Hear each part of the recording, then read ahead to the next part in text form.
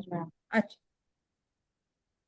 यमराज जी क्या कहते हैं ना, यमदूतों को, यमराज जी कहते हैं यमदूतों को कि none of us can understand supreme lord, not the greatest of demigods, nor great rishis. हम में से कोई भी भगवान को समझ नहीं सकता। बड़े बड़े ऋषि भी नहीं समझ सकते, बड़े बड़े देवता भी नहीं समझ सकते। हम सब लोग सत्वगुण में हैं, हम सब लोग सत्वगुण में हैं, फिर भी हम भगवान को समझ नहीं सकते। तो what to talk of all those people, मतलब उन लोगों के बारे में क्या ही बोले जो, जिनको आप लेने के लिए जाते हो। यमदूतों को बोल रहे जिनको आप लेने के लिए जाते हो, वो सब लोग तो मृत्यु के द्वार पर रजोगुण और तमोगुण की वजह से ही मर रहे हैं, और ऐसे ही कैंडिडेट्स को आप लेने के लिए जा रहे हो। आप भक्तों को लेने के लिए तो कभी जाते ही नहीं हो। यमदूतों का जो कांटेक्ट होता है वो ऐसी ही आत्माओं के साथ होता है जो मर रही है रजोगुण और तमोगुण की वजह से। सत्वगुणी आत्माएं तो वैसे भी उनको बहुत सफर नहीं कराया जाता। यमदूत उनको निकालेंगे बॉडी से, तो उनको निकाल के, अब सपोज कोई मेडिटेशन वाला है, उसने जान छोड़ी है, लेकिन वो मरते वक्त यहाँ से नहीं निकाल पाया, लेकिन उसने बहुत हॉस्पिटल वगैरह खोले हैं और सेवा बड़ी करी है, लोगों की सेवा सेवा सेवा सेवा, बहुत हॉस्पिटल में सेवा करी है। तो यमदूत उसको प्यार से निकालेंगे बॉडी से, और फिर उनको ग्रीनरी पे चलाएंगे, ग्रीन लॉन पे चला के लेके जाएंगे। ठंडी ठंडी हवा होती है, ब्लू ब्लू स्काई होती है, ड्रिजल्स होते हैं, कूल ब्रीज होती है, और अच्छे से वॉक करके स्वर्गलोक के पास लेके जाते हैं। तो सत्वगुणी लोगों को भी कांटेक्ट में आते हैं वो, लेकिन ज्यादा से ज्यादा रजोगुणी और तमोगुणी लोगों के कांटेक्ट में यमदूत आते हैं। तो यमराज जी, उनके जो मास्टर है, राजा है यमलोक के, वो कह रहे हैं कि हम सत्वगुण में हैं, हम नहीं पहचान सकते भगवान को। तो आप जिनको लेने जाते हो मृत्यु के वक्त, वो तो रजोगुणी तमोगुणी लोग हैं, वो क्या ही समझ पाएंगे भगवान को, ऐसे कह रहे हैं। मैं कह रही थी आपको कि भक्त जो होता है ना, भक्त ने यमराज जी के इंस्ट्रक्शंस याद रखने हैं। Yamraj ji doesn't appreciate anybody. Yamraj ji का जॉब क्या है, जॉब प्रोफाइल समझो यमराज जी का और यमदूतों का। इन लोगों का जॉब प्रोफाइल, इनको जो कृष्णा ने रजिस्टर में एंट्री करके इनके ऑफर लेटर में लिख के दिया है, पिकअप ऑल दो सोल्स हु आर इन सत्वगुणा रजोगुणा एंड तमोगुणा, हु आर ड्वेलिंग इन रजोगुण तमोगुण एंड सत्वगुण। तो मैंने आपका भगवत गीता का क्लास लिया था, तब हमने इन डेप्थ स्टडी किया था हाउ टू आइडेंटिफाई सत्वगुण, रजोगुण और तमोगुण। हमने इन डेप्थ स्टडी किया था, हमें तीन गुण समझ में आ गए ना। हमारे दुनिया में, लाइफ में जितने भी भाई भाई भाई क्वेश्चंस है ना, सारे आंसर हो जाते हैं। तो यमराज जी के जॉब प्रोफाइल में लिखा हुआ है कि उन्होंने यमदूतों से ऐसी आत्माओं को उठाना है जो रजोगुण सत्वगुण या तमोगुण में इन्होंने लाइफ को बिताया है, और लास्ट मोमेंट में भी इन तीनों गुणों में से किसी एक गुण में है। तो इसलिए डिवोटीज खासकर रजोगुण और तमोगुण में रहते नहीं है मोस्टली, क्योंकि वो एम्बिशन में थोड़ा सा ये कर जाते हैं, लैक कर जाते हैं। आलस भी नहीं होता, दिन भर मेहनत करेंगे, आलस नहीं होता डिवोटीज में। लेकिन वो एम्बिशन इतनी हाई फाई नहीं होती इनकी, या फिर पावर चाहिए, पैसा चाहिए, सत्ता चाहिए, ये इच्छाएं ही उनके अंदर थोड़ी सी ना वीक होती है, ऐसे स्ट्रांग इच्छा नहीं होती। लेकिन सबसे बड़ी रिस्क ये होती है कि डिवोटीज जो होते हैं, अगर सत्वगुण में अटक गए, तो उनके अंदर एक स्ट्रांग इच्छा आ सकती है कि मुझे लोगों का भला करना है। तो सत्वगुणी लोग ऐसे ही होते हैं जो बहुत ज्यादा फिलांथ्रोपिक, फिलांथ्रोपिक होता है। फिलांथ्रोपिक मतलब लोगों का भला करना, एनिमल्स का भला करना, ट्रीज का भला करना, पृथ्वी माता का भला करना है। कैसे भला करना है, शरीर का भला करने के बारे में सोचते हैं कि मैंने फॉरेस्ट प्लांट करना है, तो इतनी बड़ी जमीन है मेरे पास, बाप दादा की 150 करोड़ एकड़ जमीन आ गई है मेरे पास, तो मैं 150 एकड़ में बस आम के पेड़ लगाऊंगा, या फिर मैं एक फॉरेस्ट डेवलप करूंगा जहाँ पे एनिमल्स आके खाना खा सकते हैं, पानी पी सकते हैं, मैं एक अपना अपना एक रिजर्वायर बनूंगा वाटर का। तो दैट इज अ सत्वगुण। फिर मुझे हॉस्पिटल खोलना है, पेशेंट्स को देखना है, भला करना है, मुझे बिल्डिंग्स बनाने हैं, घर बनाने हैं लोगों के लिए। तो ये सारी सत्वगुणी डिजायर्स है, एम्बिशन है ये। सत्वगुणी एम्बिशन कहती है कि मुझे लोगों का भला करना है। तो डिवोटी नॉर्मली जैसे जैसे अच्छा इंसान बनता जाता है, अच्छा इंसान बनते बनते डिवोटी वहां पे अटकने के चांसेस होते हैं सत्वगुण में। तो हमें ये अजामिला की कथा से, ये हमेशा just register it, like hammer it in your head, कि मैंने कभी सत्व गुण में अटकना नहीं है, फिलांथ्रोपी में अटकना नहीं है। फिलांथ्रोपी होती तो बहुत अट्रैक्टिव है, क्योंकि बहुत सारा फेम मिलता है उससे और लोगों की इज्जत मिलती है, जैसे मदर टेरेसा को मिली है, अब्राहम लिंकन को मिली है। तो जिन्होंने भी समाज का भला किया है, इनका नाम सालों सालों तक लिया जाता है। जिन्होंने भी मटीरियलिस्टिकली भी समाज के लिए बहुत कुछ किया है, भगत सिंह जी का नाम लिया जाता है। ऐसे करके ये सारे लोग हैं, इन्होंने मैक्सिमम लोगों के लिए बहुत अच्छा अच्छा करके गए हैं। But again this is mode of goodness. बुरा तो कुछ है नहीं, लेकिन अकॉर्डिंग टू यमराज जी, यमराज जी के जो कैंडिडेट्स है, जो कैडेट्स आते हैं यमराज जी के पास मृत्यु के वक्त, यमदूत, यमदूतों का दर्शन किसको होता है? तो इन लोगों को दर्शन होता है। और अगर दर्शन हुआ तो चांसेस है you will definitely go to hell, क्योंकि कितना भी पुण्य किया हो ना, फिर भी आपने चींटी को मारने का भी पाप पकड़ा जाता है, काउंट होता है, और आपको नर्क भेजा जाता है, because you come fall under कर्म योगी। आप रजोगुण सत्वगुणी और तमोगुणी काम करते हो तो आप कर्म योगी बन जाते हो। लेकिन वही अगर डिवोटी, सपोज डिवोटी की एम्बिशन है मैंने डॉक्टर बनना है, तो डिवोटी अगर किसी भी इंसान की, मैं ऐसे डिवोटी नहीं बोलूंगी, सपोज किसी इंसान की इच्छा है कि एस्पायरिंग डिवोटी है, उसकी इच्छा है मैंने डॉक्टर बनना है, उसको पूछा क्यों डॉक्टर बनना है, तो मैं बहुत सारे लोगों का सर्जरी करके भला करना चाहता हूँ। Oh that is a very nice ambition, तुम्हें लोगों का भला करना है, तुम तो बहुत, आप तो बहुत अच्छे हो, आप बहुत अच्छे हो, ऐसे पूरी दुनिया अच्छा बोलेगी। बट यमराज जी अच्छा नहीं बोलेंगे। यमदूत भी बोलेंगे हाँ बेटा कर ले दुनिया की सेवा, मरते वक्त हम नहीं आना है तेरे को उठाने के लिए।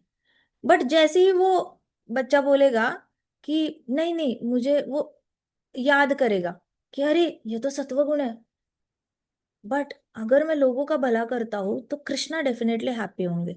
तो जैसे ही वो डिवोटी बनता है और उसको रियल कनेक्शन पता चलता है कि सत्वगुण से बाहर आना भी इम्पोर्टेंट है, मेरा इस लाइफ का गोल तो है नहीं कि I should be known as a very good human being. वो गुड ह्यूमन बीइंग वाले सारे माता पिता का सपना होता है कि मेरा बच्चा एक अच्छा इंसान कहकर जाना जाए समाज में, ये सारे माता पिता का सपना होता है।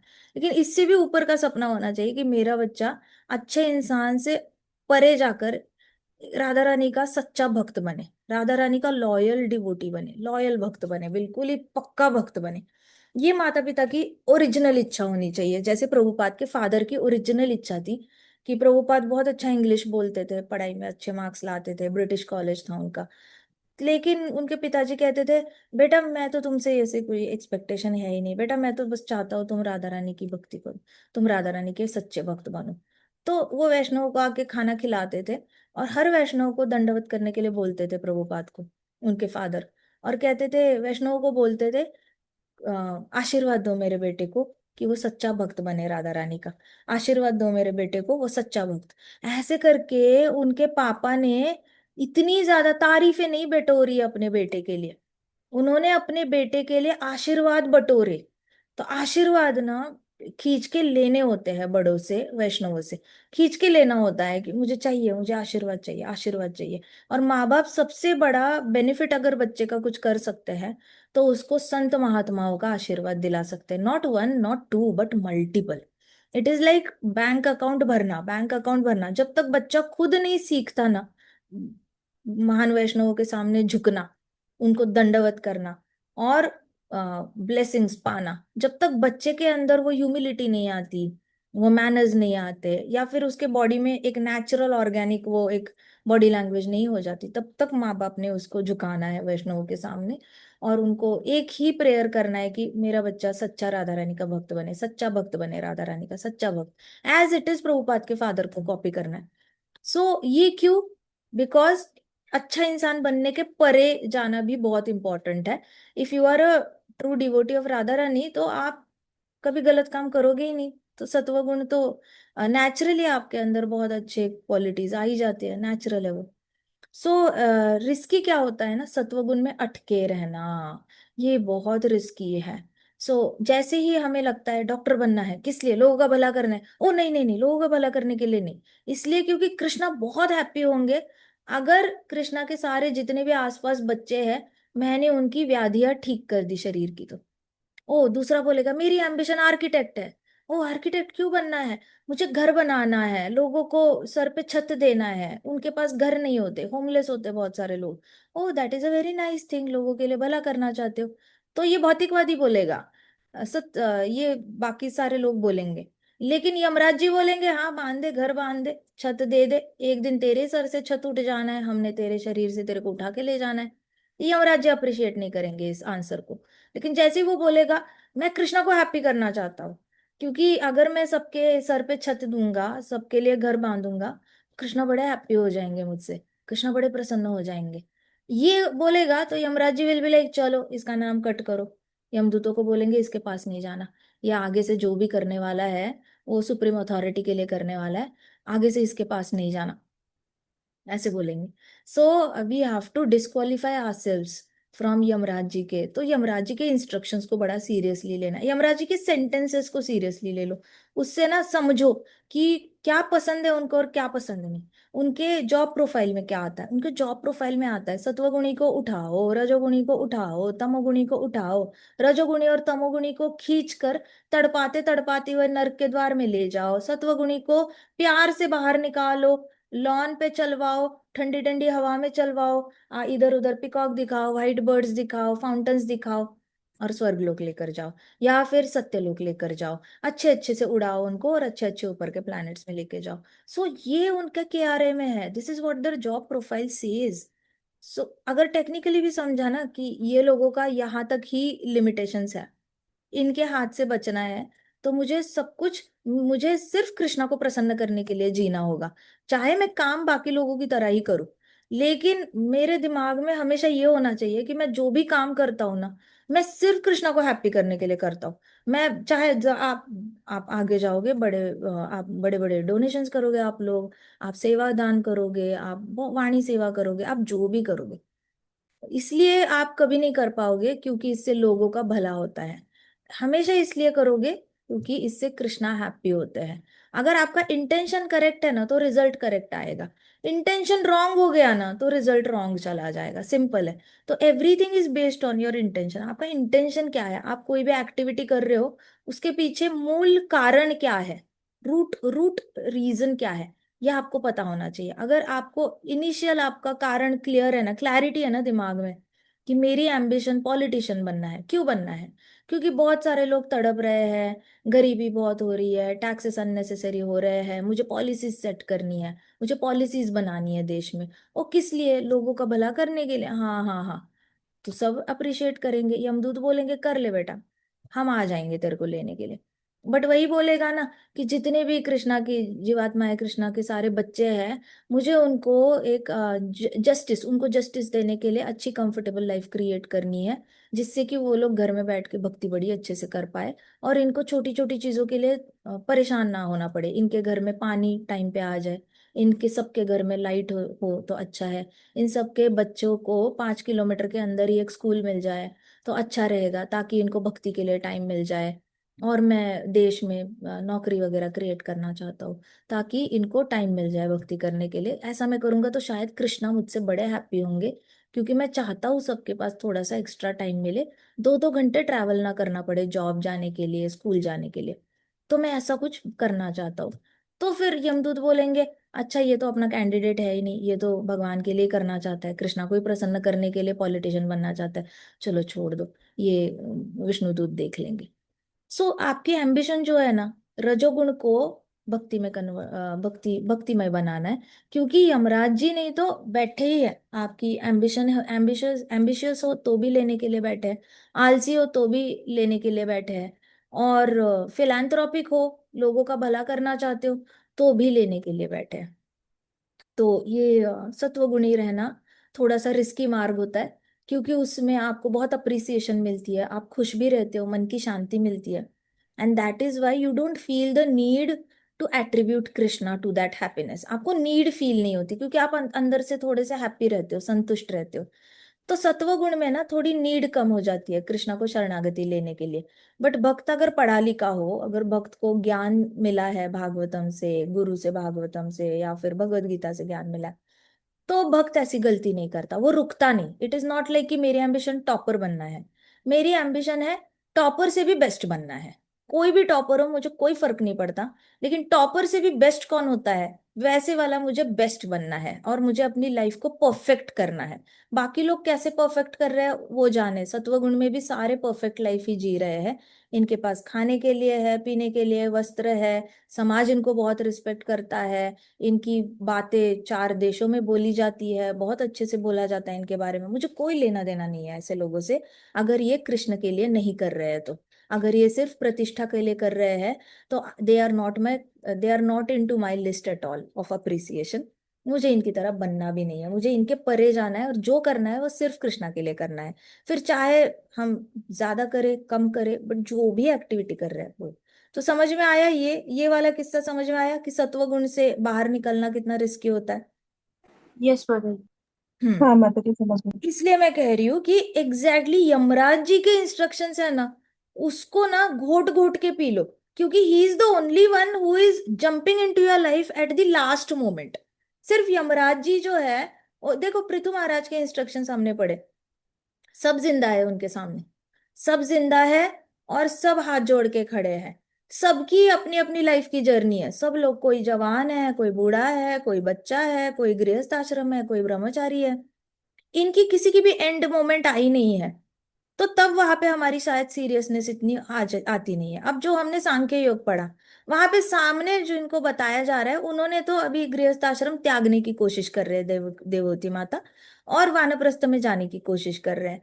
तो वहां पे भी अभी तक मृत्यु ने ललकारा नहीं है, तो इतना ज्यादा उसमें ऐसे ये नहीं है, अर्ज नहीं है भक्ति को। बट कौन आ रहा है लास्ट मोमेंट, मृत्यु के लास्ट मोमेंट, लास्ट सेकंड पे अगर एंट्री किसकी हो रही है ना, तो वो जो इंस्ट्रक्शन होगी ना वो सीधा मतलब वो कहते हैं ना कि क्या कहते हैं, हाँ, 100 लोहार की एक सोनार की कहते हैं। तो लोहार कितना भी मारता रहे तो भी शायद ढंग के शेप ना आ जाए ज्वेलरी को, लेकिन सोनार होता है ना, वो थोड़ा सा टच करता है और वो ज्वेलरी को करेक्ट शेप आ जाता है। तो वैसे वाला 100 लोहार की एक सोनार की, तो वैसे यमराज जी के इतू से इंस्ट्रक्शंस है, बड़े कम कम है, लेकिन वो इतने इंपॉर्टेंट मोमेंट पे आ रहे हैं जहां पे सबसे बड़ा फेलियर का रिस्क है लाइफ में। मतलब यहाँ पे आके ना हम लोग गारंटीड आर्या पार है।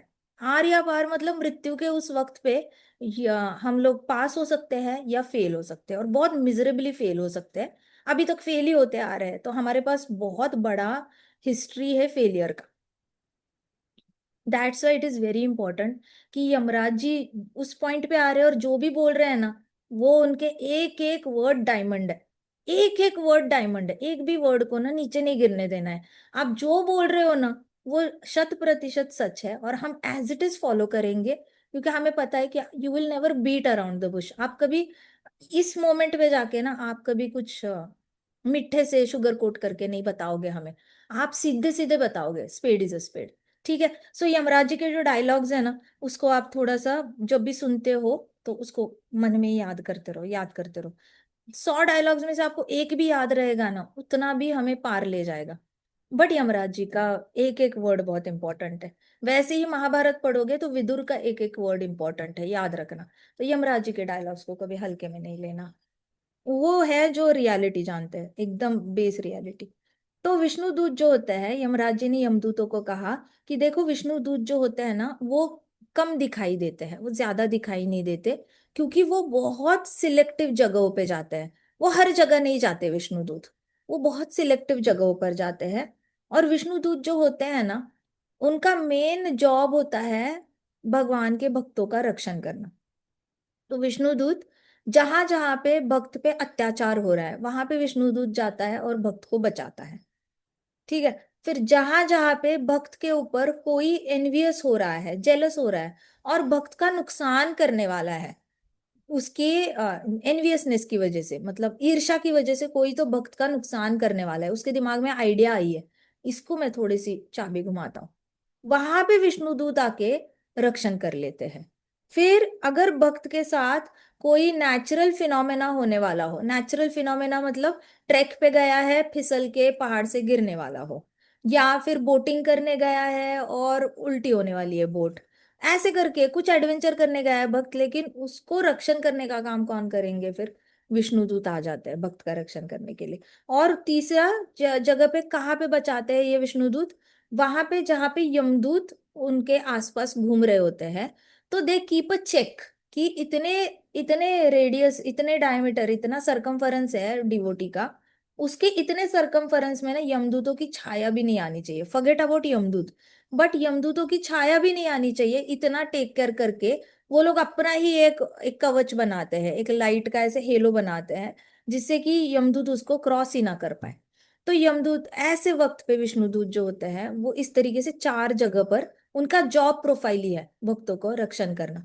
तो इसलिए जब कहते हैं ना, वो स्टोरी नहीं थी हमने पढ़ी थी, द्वारकाधीश थे, रुक्मिणी महारानी के साथ भोजन करने वाले, बैठने वाले थे। तो यह रुक्मिणी महारानी ने खाना परोसा था। खाना परोसा था, इतने में क्या हुआ, द्वारका के गेट पे बाहर एक भक्त को कोई पत्थर मार रहा था। तो इतने पत्थर, तो वो भक्त बहुत देर से चिल्ला रहा था, चिल्ला रहा था, चिल्ला रहा था। द्वारकाधीश बैठे खाना ऐसे निवाला खाने वाले थे, इतने में उनको भक्त की आवाज सुनाई दी, कृष्णा कृष्णा ऐसे करके। तो उन्होंने निवाला लिया भी नहीं, ऐसे ही नीचे रखा, और जैसे थे वैसे भागते भागते भागते भागते द्वारका के गेट तक। इतना लंबा टाइम लगता है, एक तो रुक्मिणी महारानी का महल का एंट्रेंस का द्वारका का। सो इतनी जोर से भागे, उनका उतरन सारा गिर गया। एंड द्वारकाधीश भाग रहे थे, सारे महलों से उनकी रानियां देख रही है, रुक्मिणी महारानी भी देख रही है। रुक्मिणी महारानी द्वारकाधीश के पीछे भागी, और जैसे ही उन्होंने द्वारका का गेट खोला, गेट खोला, आगे देखा तो भक्त ने ऐसे ऐसे पत्थर उठा लिया था हाथ में, पत्थर उठा लिया था ऐसे मारने के लिए। और काफी जख्मी हो तो गया था ऑलरेडी, लेकिन उसने ऐसे पत्थर उठा के मारने के लिए लिया था। जैसे ही द्वारकाधीश ने देखा, अबाउट टर्न कर लिया, अबाउट टर्न कर लिया, और अपने थाली पे आके फिर भोजन करने लगे। तो रुक्मिणी महारानी ने उनको पूछा कि स्वामी ये क्या था, आप गए तो उसको बचाया क्यों नहीं आपने? उसने आपका नाम लिया था, आपने बचाना चाहिए था।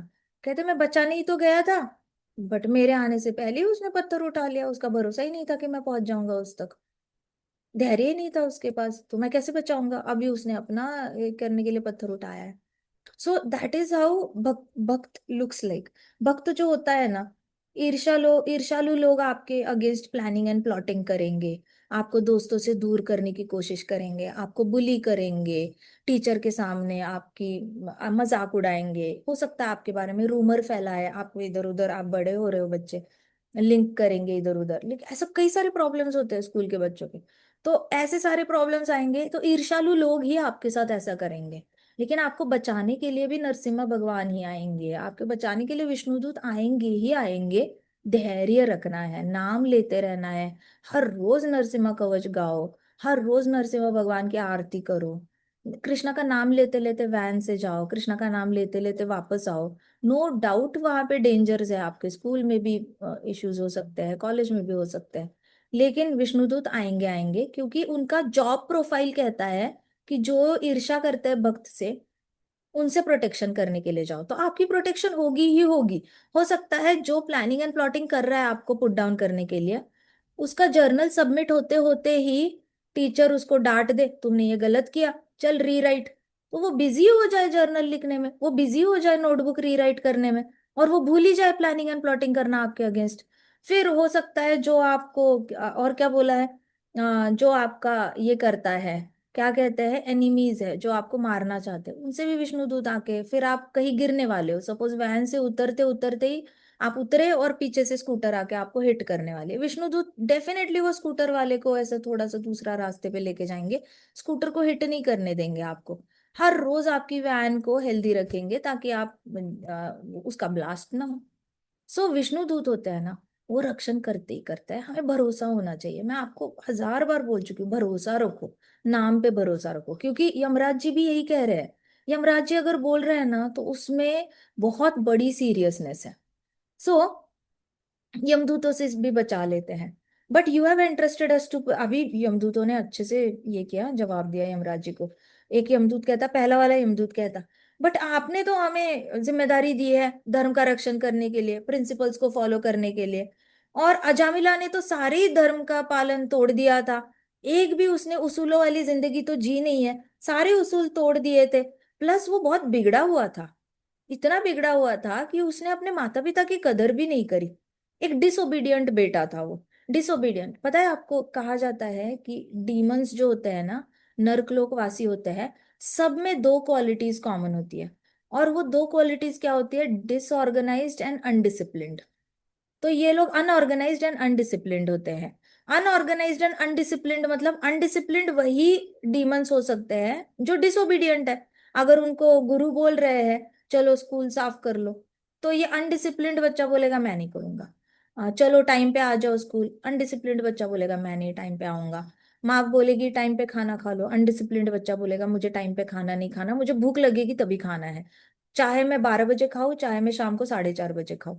तो डीमंस के जितने भी नीचे के लोगों के लोग हैं, सब में ये दो क्वालिटीज कॉमन होती है। बहुत ज्यादा अनऑर्गेनाइज्ड होते हैं, मतलब कोई भी सामान कहीं पे भी फेंक देते हैं, इनको कुछ याद नहीं रहता क्या कहाँ पे रखा है। और दूसरा अनडिसिप्लिन्ड होते हैं, मतलब कोई भी काम टाइम पे नहीं करना। ये लोग सारे काम आगे ढकेलते रहते हैं, कभी करते ही नहीं है, काम चोरी करेंगे। तो इनके ये जो नीचे के लोग होते हैं ना, बड़े डर्टी लोग होते हैं, मतलब वहां पे ऐसे फ्रैग्रेंस अच्छी नहीं होती, स्मेली स्मेली लोग होते हैं नीचे के। तो ये दो है। तो यहाँ पे यमदूतों ने कहा कि ये अजामिला तो बड़ा ही ये था, मतलब सारा ही बिगड़ा हुआ इंसान था। उसने अपने माता पिता की कदर भी नहीं करी।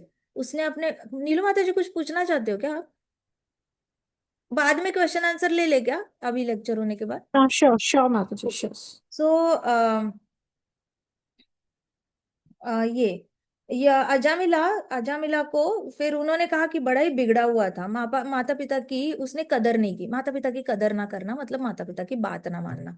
और माता पिता की अगर माता पिता भी फिर बच्चे के लिए ज्यादा कुछ करते नहीं, जो बच्चा मानता नहीं बात, तो माता पिता भी डिमोटिवेट होते जाते हैं। जो पिताजी बेटे के लिए एक नया घर बांध के अपनी शरीर छोड़ सकता है, वो अपने बेटे के लिए फिर घर नहीं बांधता। वो सोचता है यही घर ले ले, तू बनाना है तो तू तो अपना घर बना ले, मैं तेरे लिए घर नहीं बनाऊंगा।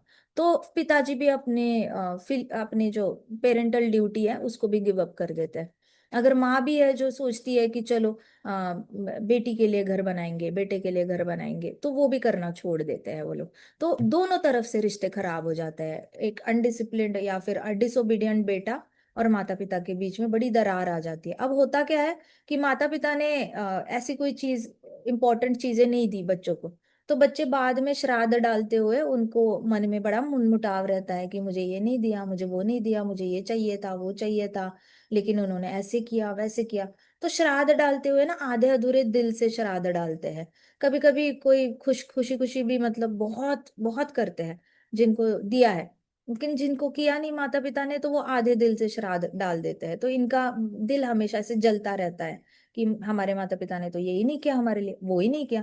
तो कर्मी लोगों की ये सबसे बड़ी प्रॉब्लम होती है। वो सब कुछ कैलकुलेट करते हैं, सब कुछ काउंट करते हैं, माता पिता ने कितना दिया कितना नहीं दिया।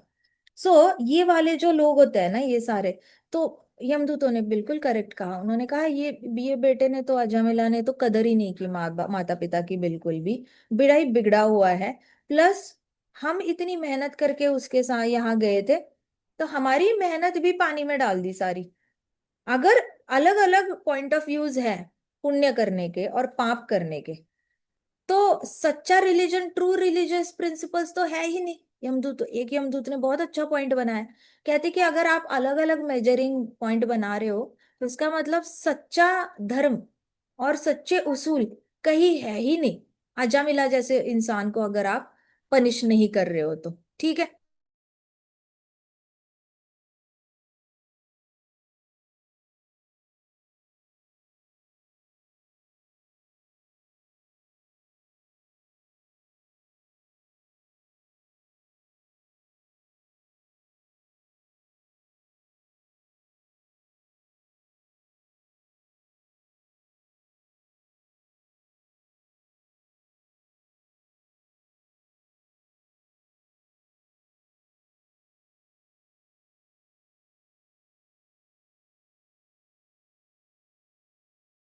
और सो अब कथा रैप अप करें क्या अभी? थोड़ा सा टाइम लग गया। सो जी यमदूत ने, तो यमदूत का ये क्वेश्चन है कि अगर सब लोग अलग अलग रूल फॉलो करेंगे तो एक ट्रू रिलीजियस प्रिंसिपल्स रहेंगे नहीं। तो अगर ये अजामिला को माफ करना सही है, इसका मतलब धर्म एग्जिस्ट ही नहीं करता। ऐसे करके यमदूत ने जो है वो काउंटर क्वेश्चन किया यमराज जी को। अब देखेंगे हम यमराज जी कल क्या बोलते हैं धर्म के बारे में, ठीक है, क्योंकि यमदूत इज प्रिटी मच कन्विंस्ड कि अजामिला को किसी भी एंगल से बचाना नहीं चाहिए। तो उसको लास्ट के दो नारायण शब्द समझ ही नहीं आए यमदूत को, तो he is very much convinced. उसके पास तो पूरा लेखा चिट्ठा लिखा हुआ है पूरी लाइफ का। सो उसके हिसाब से धर्म के किसी भी एंगल में अजामिला कहीं से भी पुण्यवान आत्मा दिखता नहीं है, पूरा बिगड़ा हुआ इंसान है। ऐसे बिगड़े हुए इंसान को अगर आप बचा रहे हो, हमारे ड्यूटी के बीच में आप व्यत्यय ला रहे हो, और जो भी ये चार लोग हैं वो हमारी ड्यूटी करने से हमें रोकने के लिए आ गए, तो इसका मतलब ये चार लोगों का रूल्स अलग है और हमारे रूल्स अलग है। इसका मतलब अभी तक जो हमने शास्त्र पढ़े और जो आपने हमें ट्रेनिंग दी उसका वो अलग है, उसके रूल्स अलग है। तो अगर दो सेट ऑफ रूल्स एक साथ चलने लग गए तो इसका मतलब सच्चा धर्म कोई है ही नहीं, कंडीशनल है। जब मन आया इनके रूल फॉलो कर लिए, जब मन आया हमारे रूल फॉलो कर लिए। इसका मतलब ये पूरा सेटअप ही चीटिंग वाला सेटअप है, ऐसे लगा यमदूत को, ठीक है। तो हम देखेंगे यमराज जी कितने अच्छे से उसको कल जवाब देंगे। ऑलराइट, देखना यमराज जी के डायलॉग्स एक भी मिस नहीं करना, बहुत कुछ सीखने जैसा है, because at a very crucial moment in life, मरते वक्त क्या एग्जैक्टली वो एडवाइस कर रहे हैं, ठीक है। ग्रंथराज श्रीमद् भागवतम की जय, शिल प्रभुपाद की जय, श्री श्री राधा श्याम सुंदर की जय, श्री श्री कृष्ण बलराम की जय, वृंदावन धाम की जय, समस्त भक्त वृंद की जय। हरे कृष्णा कृष्णा कृष्णा हरे हरे, हरे राम राम राम हरे हरे, हरे कृष्णा महासंकीर्तन यज्ञ की जय।